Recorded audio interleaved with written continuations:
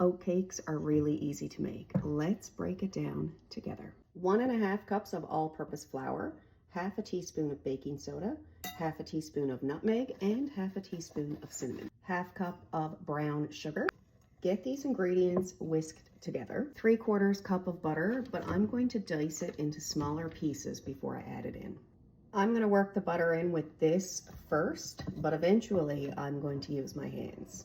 The butter is partially worked in. I'm done using this. Before I start working it in with my hands, I'm going to add 1.5 cups of oats. Clean and dry hands, I'm going to work this all together by hand. Now I have a very crumbly type of a mixture. I'm going to add 2 teaspoons of vanilla extract, measured with my heart. And we need a half cup of milk. This is one of the few recipes that I prefer to use evaporated milk. I'm going to mix this the rest of the way just with a spoon. Transfer this mixture to your working surface. Dry hands, dry clean hands I should say, and a little dusting of flour.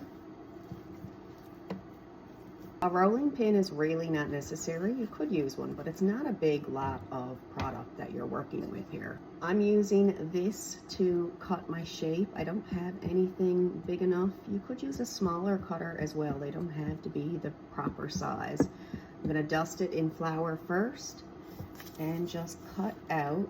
As you cut them out, take them and transfer to your cookie sheet. Reform the dough and continue to cut until you run out of dough. I've got 7 oat cakes, but that's all going to depend on how big you cut them. These are going to go in the oven at 350 degrees, approximately 20 minutes. These were in for exactly 20 minutes. Now that these are fully cool, the million-dollar question, to dip or not to dip? I got this 100-gram dark chocolate bar that I've melted in the microwave. And instead of a full-on dip, I'm going to do a little drizzling.